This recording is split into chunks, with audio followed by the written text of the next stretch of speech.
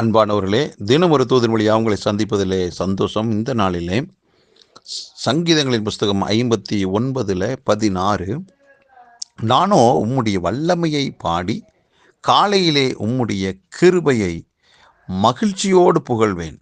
எனக்கு நெருக்கமுண்டான நாளிலே நீர் எனக்கு தஞ்சமும் உயர்ந்த அடைக்கலமுமானீர் என்று தேவனுடைய மனுஷன் தன்னுடைய அனுபவத்திலிருந்து சொல்லுகிறார்.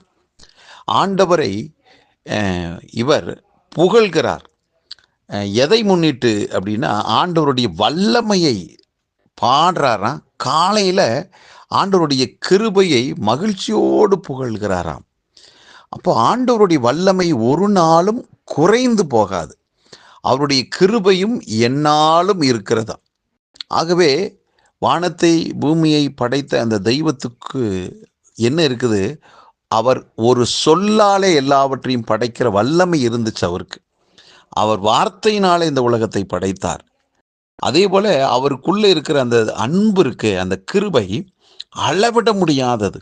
என்னைக்குமே அது குறையவே குறையாது. ஆகவே அவருடைய வல்லமையும் அவருடைய கிருபையும் ஒரு நாளும் குறைவதே இல்லை.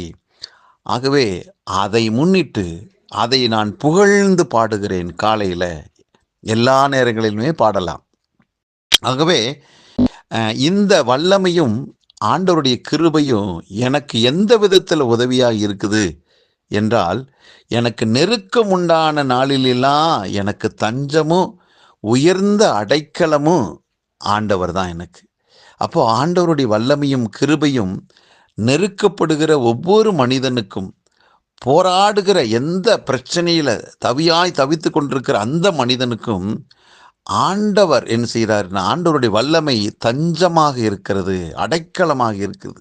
ஆகவே இந்த வார்த்தை கேட்டுக்கொண்டிருக்கிற அருமையான தேவனுடைய பிள்ளைகள் யாராக இருந்தாலும், நீங்கள் நெருக்கத்தில் இருக்கலாம், போராட்டத்தில் இருக்கலாம், பிரச்சனைகள் இருக்கலாம், கண்ணீர் வடித்து கொண்டிருக்கலாம், தீர்வு காண முடியாத சில காரியங்கள் என்று சொல்லி பட்டியல் போட்டு கொண்டு இருக்கலாம்.